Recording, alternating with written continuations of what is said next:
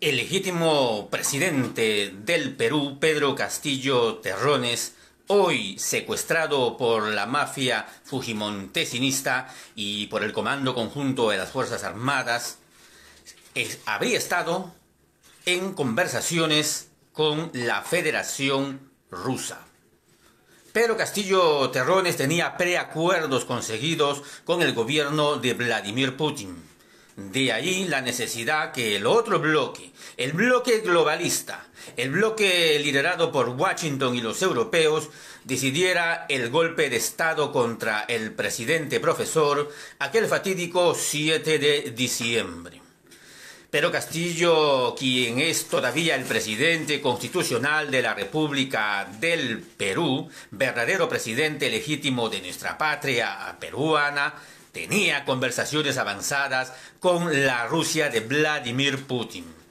Este periodista vio de manera muy cercana, en vivo y en directo, el documento con el cual nuestro presidente nos manifestaba la intención de realizar acuerdos en el tema económico, en el tema monetario y en el tema de la salud.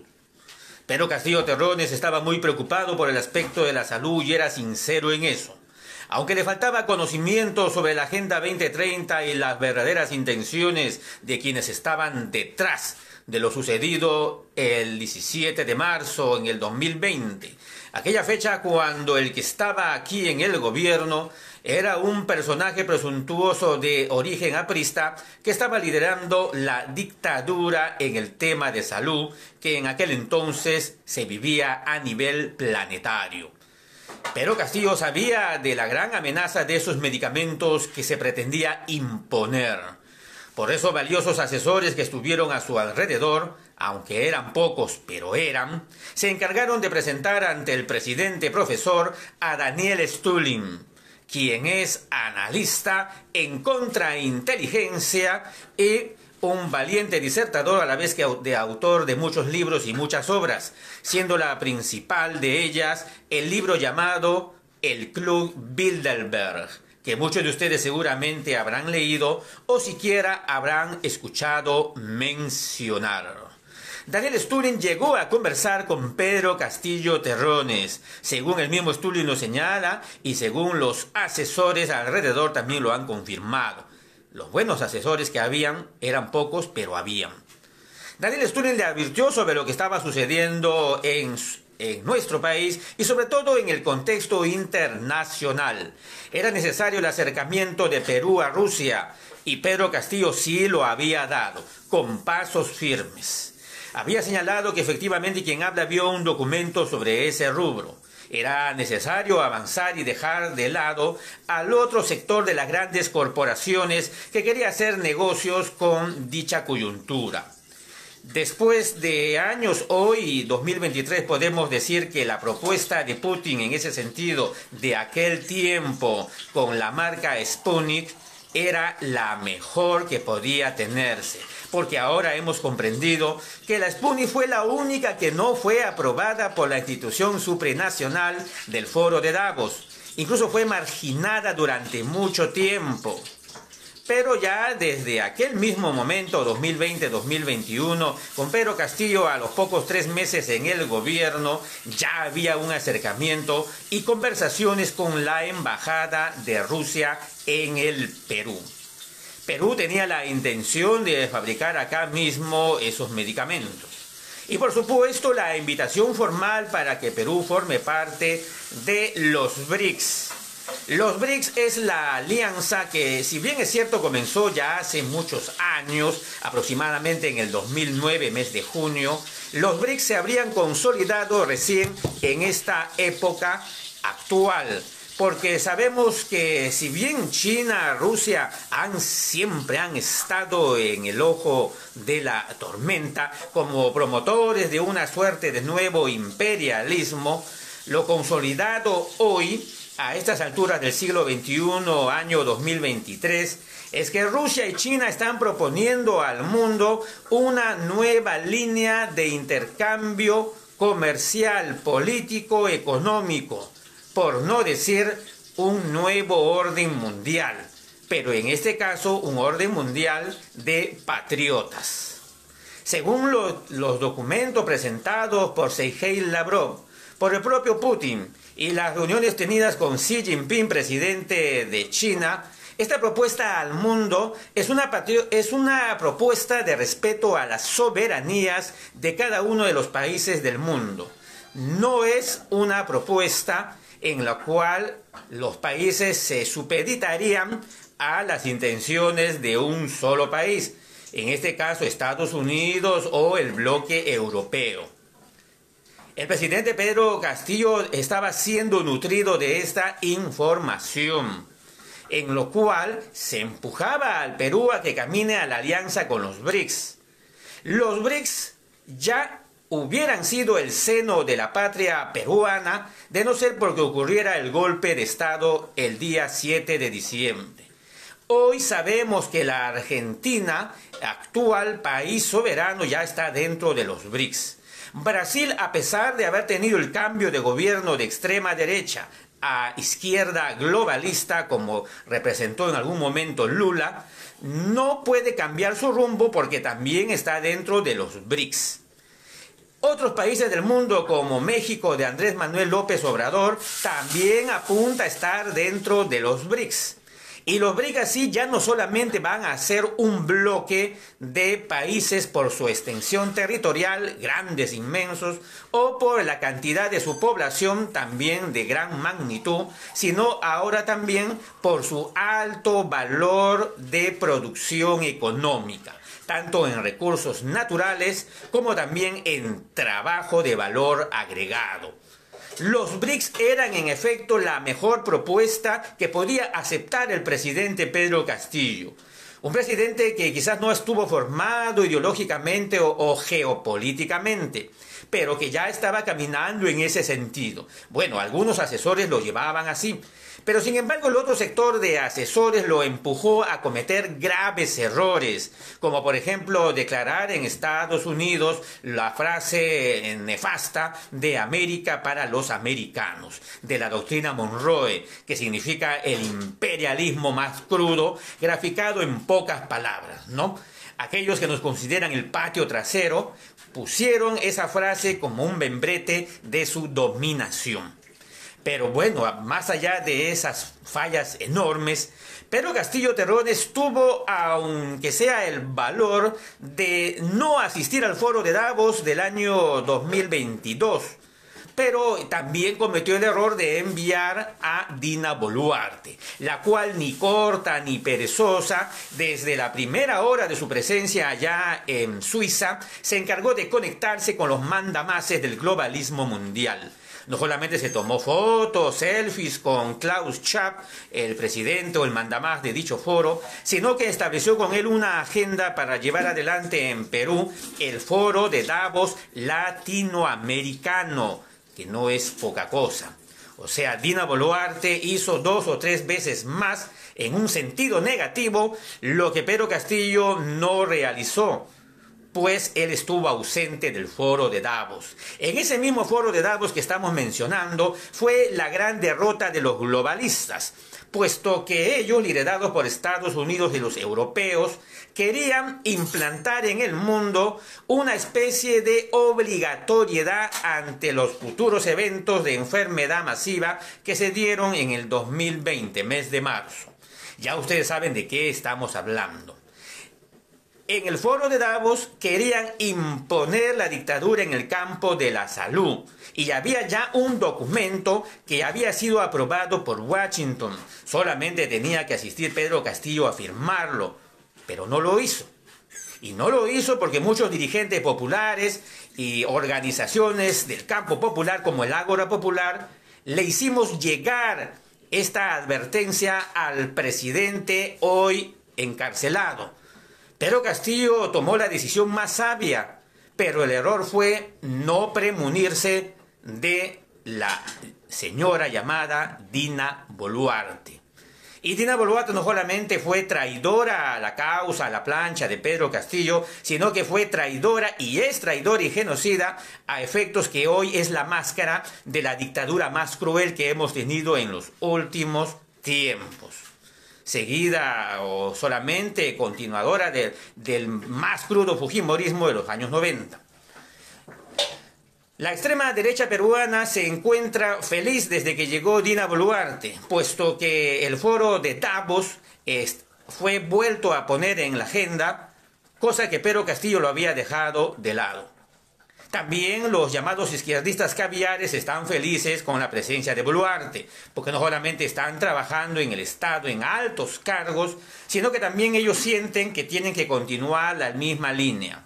Pero Dina Boluarte está quemada y Estados Unidos ya ordenó adelanto de elecciones, puesto que en la continuidad de Dina Boluarte se pondría en peligro todo y Estados Unidos no quiere poner en peligro todo.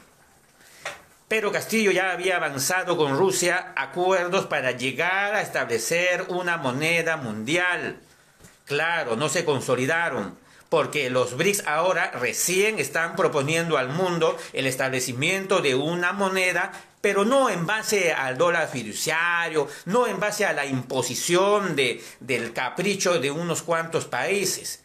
Lo que está proponiendo el BRICS con Rusia y China a la cabeza es establecer un dinero que tenga verdadero respaldo en las riquezas naturales de cada país. Eso proponen los BRICS. Y esto es lo que está circulando fuerte en estos momentos a nivel mundial. El poder del dólar ya está en picada. Este dólar norteamericano actual, basado solamente en especulaciones financieras, no es más que papel pintado. Eso es. Sin embargo, los BRICS están proponiendo al mundo, y digo proponiendo porque nadie está siendo obligado, es una propuesta y todos los países que se están sumando lo hacen voluntariamente, está proponiendo la agenda multilateral, es decir, el nuevo orden multilateral donde ya no hay una sola hegemonía. También le llaman multipolar, donde está la hegemonía de todos.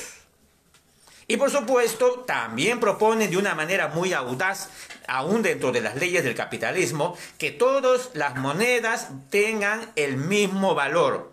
O sea, equiparar un dólar a un sol, igual a un yuan, igual a todas las monedas del mundo en estos momentos. Esto es algo increíble para las leyes del llamado libre mercado de hoy.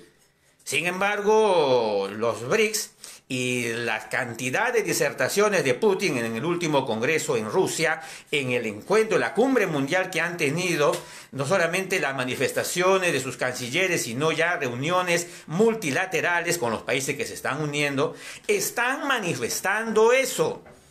Están manifestando que ya el tiempo del dominio occidental terminó.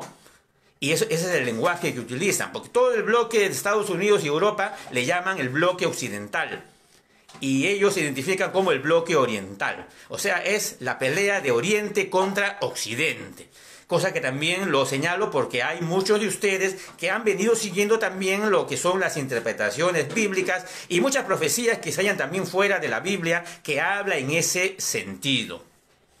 Pero Castillo, quizás sin tener el conocimiento completo de toda esta cuestión, estaba apuntando en los hechos, haciéndose el desentendido con los yanquis en muchos aspectos, y en otros aspectos también que les daba cuerda, estaba caminando hacia apuntarse a los BRICS.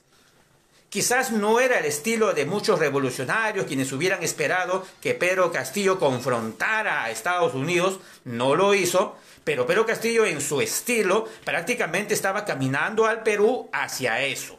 Ya no solamente incluso la carretera interoceánica que lo iba a realizar China a través de la salida al megapuerto de Chancay, que por supuesto tiene fuertes observaciones ambientales, y eso hay que mencionarlo, sino que el logro del desarrollo de unir Atlántico con Pacífico a través de esta vía construida por los chinos, que es una de las cabezas de los BRICS, era algo que no gustaba y no gusta como propuesta a Estados Unidos y que por lo tanto nunca lo aceptaron.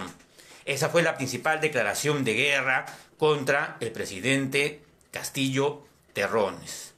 Ahora bien, el gobierno de el también líder rondero, líder del magisterio, nuestro hermano profesor Pedro Castillo, siempre fue un gobierno en disputa. No solamente porque el mismo Pedro Castillo quizás no tenía en comprensión qué paso dar, cuál es el segundo paso, el tercer paso, y que es bien difícil quizás tenerlo, ¿no? Esto no es una especie de receta de cocina, donde primero echas el agua, después echas el ajo, la cebolla, no. Y al final se hace camino caminando. Pedro Castillo, como cualquiera de nosotros, no tenía el conocimiento completo, pero al menos algunas nociones sí tenía. Pero siempre fue un gobierno en disputa. O sea, ¿qué significa eso? Que venían los empresarios de la CONFIE y de una manera u otra Pedro Castillo les daba gusto. Ahí está pues la presencia de Julio Velarde hasta hoy en la jefatura del Banco Central de Reserva. Está metido Julio Velarde, un ultra neoliberal, recontracapitalista. ¿Qué hacía ahí en un gobierno popular como el de Pedro Castillo? Ahí están los otros miembros también del directorio, también de la misma institución. Entonces, el mismo hecho de poner algunos ministros de Economía, como el tal Graham por ahí, y otros representantes repudiables de las relaciones internacionales, como Rodríguez Mackey, que quería la Convemar, ¿se acuerdan? Que quería imponernos la Convemar, pero menos mal que Pedro Castillo recapacitó al final en ese punto y lo dejó sin piso al tal Rodríguez Mackey, pero fueron decisiones que tomó el presidente de una manera porque fue convencido de que tenía que llevarse bien con todo el mundo, o sea, quedar bien con la derecha, con los grupos de poder y quedar bien también con el sector popular, con nosotros, el pueblo. Y el que le convencía de eso es, al parecer, un tal Aníbal Torres, el mismo que ahora quiere ser candidato a la presidencia de la República. Aníbal Torres, acompañado de Betsy Chávez, primero el uno ministro de Justicia, la otra señora que fue arribando cada vez más hasta un sector importante como llegar a ser la premier, y el otro que se hacía el tonto, que siendo asesor nada más no sabía nada del mensaje del 7 de diciembre. Bueno, ambos personajes que ahora están en campaña y que es la propuesta del sector caviar, ambos personajes convencieron a Pedro Castillo que tenía que haber conciliación de clases, que no podía mandarse contra el Congreso presentando la primera cuestión de confianza, la segunda cuestión de confianza, para de allí proceder al cierre del Congreso. Aníbal Torres le metió miedo para que no avanzara en ese sentido. Y lo peor es que Pedro Castillo le hizo caso. Por eso el gran error, a pesar que estaba amparado por la Constitución actual, Pedro Castillo no lo hizo. Y ahí perdió bastante tiempo, porque era necesario en ese gobierno en disputa que Pedro Castillo defendiera a sus ministros. Y no está de más resaltarlo hoy. Y lo resalto porque estoy convencido que Pedro Castillo va a salir en libertad. Pero si sale en libertad y va a cometer los mismos errores, es lo mismo que nada y hasta es peor. Hermanos de Ágora Popular. Por eso se dice, se cumple con el deber de decirlo desde ahora. Pedro Castillo debió de haber defendido a todos sus ministros, a Héctor Béjar, el flamante ex guerrillero de la época de los 70, guerrillero. Y estaba ahí como ministro, tenía que seguir como ministro, un hombre sabio, conocedor, nos hubiera impulsado ya en las relaciones internacionales, con la UNASUR, la CELAC, hubiéramos relanzado, bueno, ya lo están relanzando hoy, pero ya desde aquel tiempo lo hubiéramos relanzado, la Comunidad del Sur, etcétera, etcétera. Tuvo miedo Pedro Castillo y lo sacó a Héctor Béjar. Hay que decir la verdad. Lo mismo con el ministro de Trabajo, Iber Maraví. Un hombre excepcional, un hombre sensible, es un artista, es un cantante, es una persona que tiene méritos, ha estado en el trabajo sindical, es un organizador. Iber Maraví debió haber sostenido más tiempo ahí como ministro de Trabajo. Pero no, Pedro Castillo hizo caso a la prensa basura, recibió la presión de la CONFIE, la presión de los empresarios, y al final terminó sacándolo a Iber Maraví. Y así con otros ministros más, que han habido buenos ministros de Estado, que debieron de haber sido defendidos cerradamente, la primera confianza, después defendidos cerradamente, y de ahí la segunda confianza, y de ahí el cierre del Congreso. Esta reflexión se hace no porque queremos recordar el pasado por el simple hecho, no. Esta reflexión se hace para no volver a repetir el mismo error De eso se trata. Pedro Castillo está a punto de salir en libertad, no mañana, no pasado mañana, pero va a salir en libertad, inexorablemente, por lógica política, racional, porque al imperio no le conviene tenerlo preso por mucho tiempo. Pero el imperio sabe que puede nuevamente cogotear a Pedro Castillo con el gabinete en la sombra o a través de otro mecanismo, impresentables que ya están quizás ahora en estos momentos alrededor del presidente aún encarcelado, miserables que estuvieron ahí como asesores, que obstaculizaban el ingreso de los verdaderos luchadores sociales, que no querían que conversara a solas con el presidente profesor. Miserables que ahora se llenan la boca con nueva constitución, que nuevas elecciones. Miserables que ganaron sus inmensos sueldos y robaron seguramente, porque hay también documentación de que estuvieron cobrando sumas no pequeñas para permitir el ingreso a ciertos cargos de confianza y a cargo de direcciones estatales, así como de gerencias. Miserables que hasta ahora, como nadie los ha señalado, están pululando como grandes luchadores sociales y se presentan todavía para dar conferencias, para incentivar nuevas elecciones, que al final esto último pues es la agenda de Estados Unidos, ¿no? Miserables que estando en el gobierno de la sombra ahora ya se olvidaron de Pedro Castillo, que estaban sus abogados ahí alrededor del presidente para llegar a ser ministros de Estado, que estaban todo el día en Palacio de Gobierno y iban a Palacio y estaban en el Congreso, agentes de la CIA y de la DEA, congresistas ahora que dicen defender la hoja de coca, pero en realidad tienen otro fin. Una cosa es la hoja de coca, otra cosa es el narcotráfico, es muy distinto. Pero estos agentes de la DEA eran parte del gobierno en la sombra. Pero Castillo tenía sus limitaciones, claro que ya lo sabemos. Por eso es que aprovecharon estos oportunistas de estar alrededor del presidente profesor. Lograron ciertos objetivos, pero no del todo. Cuando cayó en desgracia Pedro Castillo y fue tomado prisionero y secuestrado bajo amenaza de disparar a su menor hija, lo tomaron prisionero, a las 2 horas salió uno de esos miserables a plantear adelanto de elecciones y a plantear de que ellos no tenían nada que ver con las acciones de Pedro Castillo. O sea, se lavaron las manos. Después de estar más de 1 año y medio manejando el gobierno del país desde el Ejecutivo, esos miserables tomaron a Pedro Castillo, lo lanzaron para un costado y solamente miraron su egoísmo, su oportunismo, sus objetivos egoístas, nada más. Estos miserables van a tener que ser denunciados, señalados directamente, con pruebas, documentos y con todo lo demás. Pues ya lo hemos venido diciendo desde hace buen tiempo. Lo cierto es que el presidente profesor, al ser el representante del gobierno en disputa, como su nombre lo dice, estaba en disputa. La derecha quería tomarlo, la extrema derecha igual. Después renunciaron políticamente a eso, pero seguían intentando tomarlo. Los caviares lo posesionaron casi desde un principio. Los caviares le habían hecho firmar lo que quien habla llamó en su momento, de ese momento que se dio entre la primera y segunda vuelta, le hicieron firmar un documento a lo cual llamé la hoja de ruta caviar. Pero Castillo sí firmó una hoja de ruta, pero hoja de ruta caviar.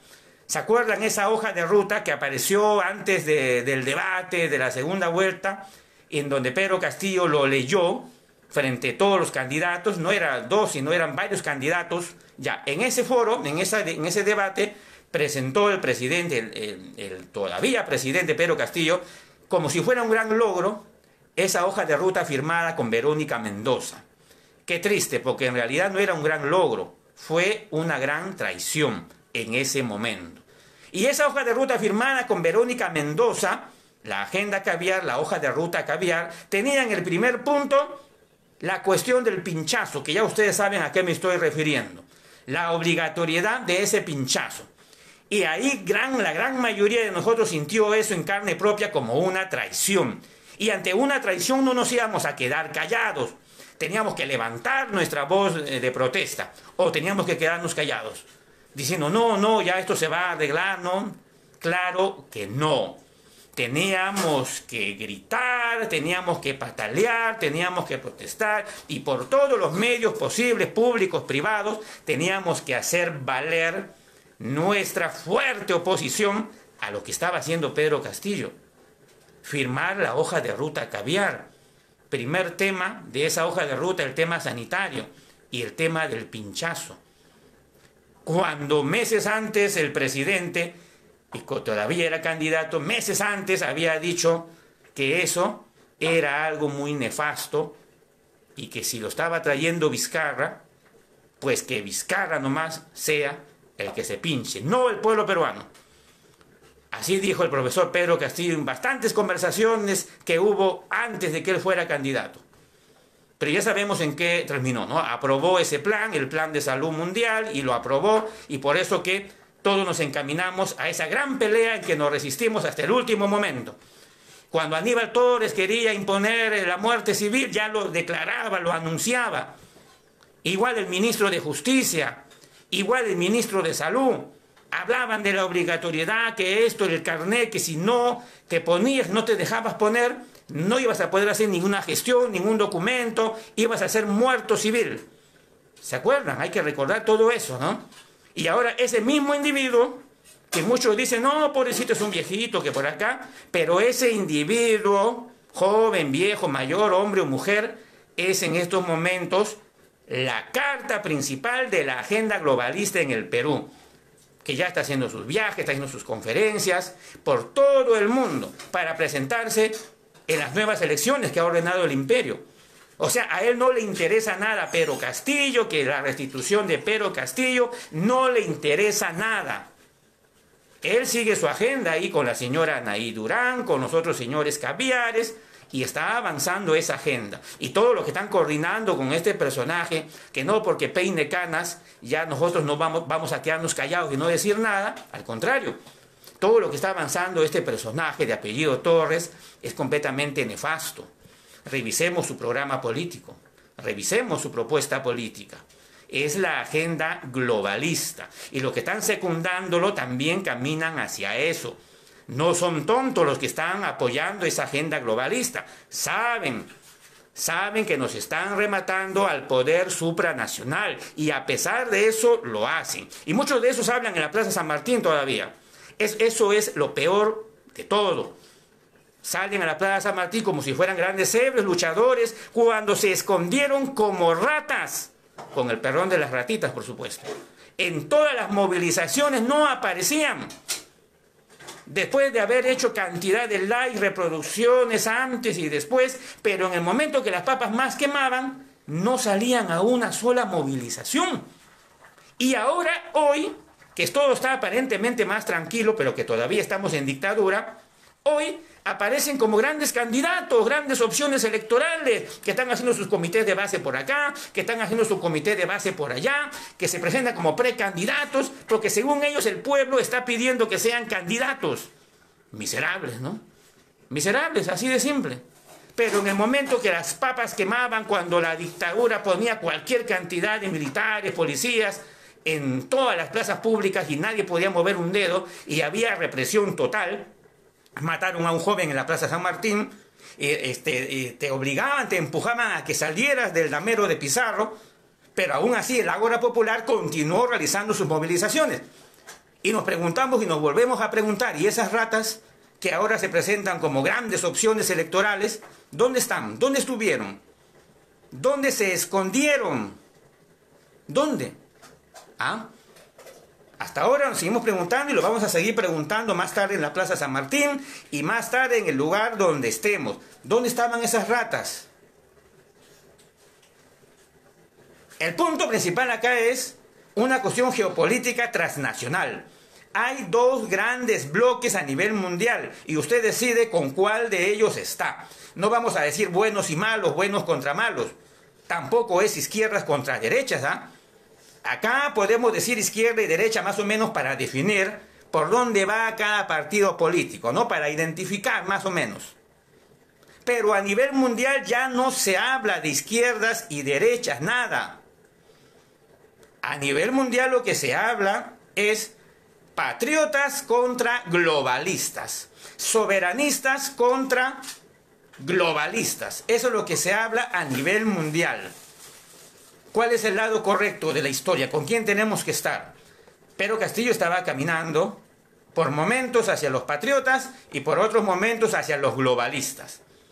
Porque, repito, Pedro Castillo lideraba un gobierno en disputa. Eso lideraba Pedro Castillo.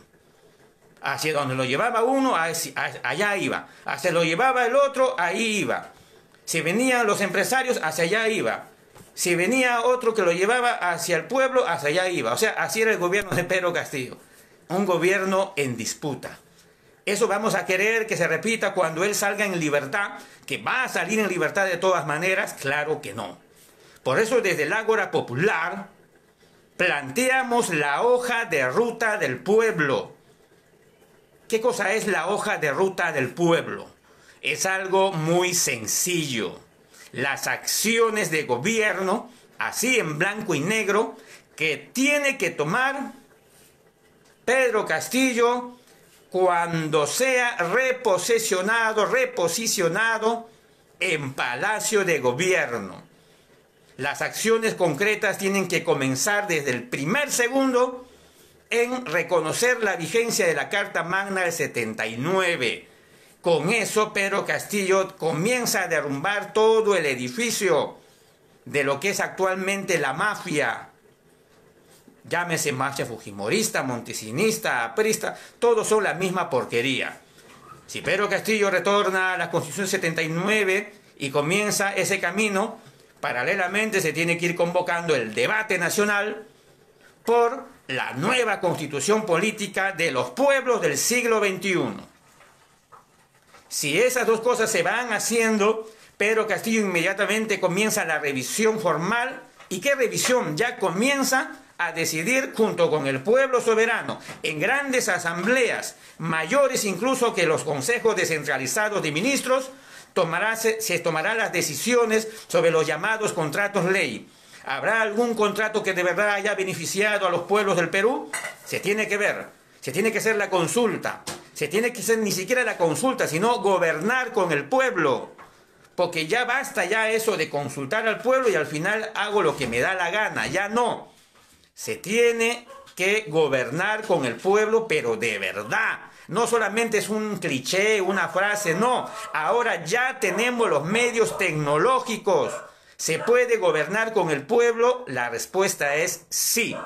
Cada acción de gobierno tendrá que ser monitoreada a través de los medios tecnológicos hasta el último habitante peruano, compatriota, que esté en el último rincón de la patria. Se tendrá que monitorear. Pero si se cumple y retorno a la Carta 79 y paralelamente el debate nacional para la nueva constitución de los pueblos, serán los primeros puntos. La no continuidad, la no aprobación, la no renovación de los contratos ley será un golpe fuerte para el imperio. Ni siquiera ya es Estados Unidos, sino es el imperio del Foro de Davos, que significa todo el conglomerado de los Rothschild, Rockefeller, los Morgan y todas las familias pudientes, por no decir pues los más despreciables seres que dominan todavía sobre el planeta. Se les va a caer a ellos el mundo, porque Estados Unidos, los europeos, se abastecen principalmente del Perú. En el Perú hay una reserva todavía intocable de muchos minerales, metales, incluso de los radioactivos que utilizan para las tecnologías modernas y para sus armas nucleares. Perú, a diferencia de países en el África, Perú todavía no ha explotado la gran cantidad de estos recursos. Por eso que todo lo que se está jugando en el Perú es el ajedrez mundial. Y no es exageración decirlo. Es el ajedrez geopolítico mundial, lo que se está jugando acá en nuestro país. Y la mejor estrategia para el pueblo y su libertad no es pensar en nuevas elecciones, porque ese camino es el camino de Estados Unidos. Y allá los que le hacen el juego a Estados Unidos, que piensan que dentro de su cabecita, que Estados Unidos les va a permitir que ellos gobiernen para el pueblo dentro de estas leyes de juego, ¿no? Y otros que saben lo que están haciendo porque son muy astutos, saben que todo lo que se está haciendo es porque tienen ellos en su adelanto de elecciones la bendición de Estados Unidos. Por eso es que lo hacen también, porque confían en Estados Unidos. No quieren derrotar a Estados Unidos, confían en Estados Unidos. Por eso es que se han metido las nuevas elecciones. Ahí se han metido. Lo cual no significa que el pueblo peruano deje de lanzar a sus verdaderos cuadros, a sus líderes. Pero esos cuadros, líderes del pueblo, tienen que foguearse en medio de esta lucha contra la dictadura y no estar pensando en nuevas elecciones. Si habrán nuevas elecciones más adelante, será y tendrá que ser en un contexto muy diferente al de ahora.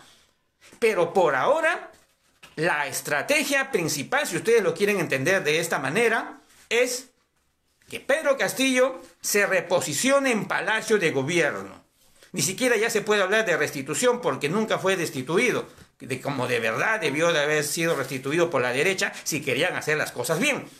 Pero esos estaban tan desesperados que no hicieron las cosas bien. Reposicionamiento de Pedro Castillo en Palacio de Gobierno, y eso, entendámoslo, a los que no les guste Pedro Castillo, bueno, entiéndelo como una estrategia para que el pueblo se empodere. Porque ¿cuál es la otra alternativa? ¿Las nuevas elecciones? Con estas mismas reglas de juego, esa es la otra alternativa. Señores, Pedro Castillo tiene que corregir lo que hizo mal y tiene también que multiplicar lo que hizo bien. Entonces, para eso formemos la hoja de ruta del pueblo. Se comienza con la restitución de la Carta del 79, con el debate nacional y la preparación de la nueva Asamblea Constituyente de los Pueblos y con la no continuidad de los famosos contratos ley. Por ahí comienza todo. Y ahí comienza a desarmarse la estructura del viejo Estado, se comienza a embargar todas las propiedades de aquellos que robaron desde el año 1992 con la dictadura de Fujimori, todos los que se enriquecieron, incluyendo el mal llamado Porqui, que está ahora en la alcaldía de Lima, que se enriquecieron con la dictadura de Fujimori y Montesinos. Todas esas propiedades y bienes tienen que ser embargadas porque se hicieron bajo un gobierno dictatorial.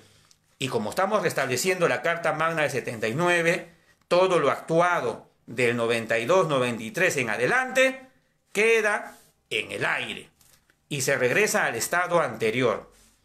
Eso es el logro de mantener o reconstituir la vigencia de la Carta Magna del 79. Lo lanzamos no porque nos guste esa constitución. Escuchen bien, por favor. Algunos dicen, no, que esa es la constitución de Víctor Raúl Haya de la Torre, la constitución de los apristas, la constitución del PPC y de un sector de izquierda. Entiendan bien, compañeros, hermanos. Retornar a la vigencia de la Carta Magna del 79 es la estrategia suprema para dejar sin piso a todos los neoliberales desde el año 93 en adelante. Porque desde el año 93 en adelante ya no va a valer ni sus contratos ley, ni sus privatizaciones, ni todas las leyes antilaborales, y todo va a dejar de tener valor porque todo se ha amparado en la Constitución, en su espuria Constitución del 93. ¿Se dan cuenta, hermanos, lo importante que es esto? Este es el comienzo de la hoja de ruta del pueblo, ¿ah? Y en los otros puntos de la hoja de ruta del pueblo que vienen después, tendrá que entrar, pues, que Pedro Castillo, presidente del Perú, flamante presidente que va a ser reposicionado, tendrá que poner como ministros de Estado a cada uno de los dirigentes populares, como lo prometió y también, y sin embargo no se dio. Para muestra un botón, en el Ministerio de Cultura, que es el ministerio relacionado a los conocimientos ancestrales, a los conocimientos de nuestros antepasados y a todo lo que significa la revalorización de nuestro patrimonio arqueológico, cultural, originario, étnico, etcétera, etcétera. En el Ministerio de Cultura tiene que poner ahí a un dirigente de masas de la selva peruana. Hay bastantes dirigentes de masas de la selva peruana, los están matando. Pero hay bastantes dirigentes de masas que conocen la realidad, la cruda realidad de nuestros pueblos de la Amazonía. ¿Por qué no ponerlo como ministro de Cultura? ¿Por qué no? Y así con ese ejemplo de ministro de Cultura, a todas las carteras del Estado peruano poner gente, dirigentes populares. Y esos dirigentes populares tienen que rodearse de técnicos, profesionales de confianza, que manejen el monstruo llamado Estado. No van a estar solos, obviamente. Pero no, Pedro Castillo hizo las cosas al revés, ¿no? Algunos por ahí, dirigentes populares, caviarones por allá, pero el resto de la derecha. ¿Qué es eso? Entonces, en la hoja de ruta del pueblo, los ministros de Estado tendrán que ser de frente dirigentes populares, directamente. Y nada de que tener miedo a la prensa basura. Hoy, ¿qué va a decir la prensa basura? ¿Qué te importa la prensa basura? También se tendrá que tomar decisiones sobre la prensa basura. Y esto no lo señalamos por acá, obviamente. Pero, ¿por qué no decirlo, no? La prensa basura tendrá que reconocer que está utilizando recursos propios del Estado peruano, de la patria, del país. El espectro electromagnético, donde se mueven las ondas hertzianas de UHF, VHF, la señal digital e incluso la señal de Internet, porque el Estado le da licencia también. Todos esos tenemos que recuperar. ¿Qué es eso de dejar a la prensa basura que haga lo que quieren hacer? Tendrán que ser intervenidos, pues. Y uno dirá, expropiaciones, ¿no? Intervención contra la libertad de expresión. ¿Qué libertad de expresión? La prensa basura solamente representa un pequeño porcentaje de los grupos de poder económico de los empresarios acaudalados. Y vamos a tener que recuperar ese espacio electromagnético que ellos están utilizando, pero que se lo han quedado por años de años, con las licencias que han renovado y renovado por 30, 50 años. ¿Qué es eso? En ningún país del mundo sucede eso. Estos son ejemplos de que tenemos que recuperar nuestra soberanía. Por eso a nivel mundial se habla patriotas contra globalistas. Los patriotas son los que están entendiendo eso. Incluso hay patriotas de derecha y patriotas de izquierda, mucho ojo, mucho oído. Pero es que es así. Tú estando en la derecha, si entiendes esta situación de lo que significa la soberanía, puedes evolucionar, puedes convertirte en patriota. Igual en la izquierda, puedes evolucionar. A nivel mundial ese es el contexto. Pedro Castillo va a regresar a posicionarse del sillón presidencial y no lo puede hacer solo. Tiene que darse una organización nacional verdaderamente nueva, pero verdaderamente radical. Con la misma gente que ha estado en las movilizaciones, porque esa es la gente de mayor confianza, donde las cosas te han ido más difíciles. Pedro Castillo, ahí tienes que confiar en aquellos que aparecieron cuando las cosas estaban más difíciles, más oscuras y nadie te quería ver. Pues bien, esos que aparecieron en esos momentos desde el 7 de diciembre hasta hoy, en esos confía, hermano presidente, Pedro Castillo. Eso es el principio de la hoja de ruta del pueblo. Hagamos la hoja de ruta del pueblo con todos, compañeros de Ágora Popular. Es que no nos queda otro camino. Lo otro es estar pensando en nuevas elecciones.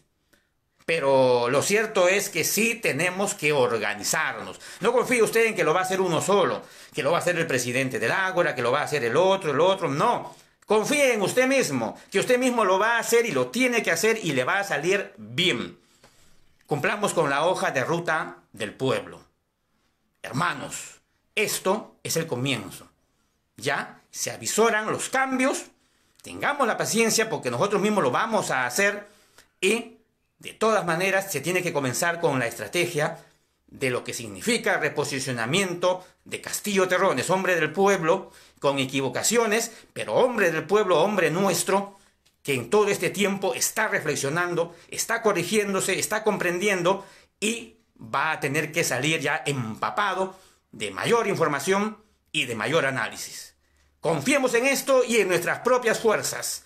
Gracias, hermanos de Ágora Popular, gracias amigos todos por esta transmisión en vivo. Les saludó Raúl Arias, vocero del Ágora Popular. Viviremos y venceremos. Buenas tardes. Permiso.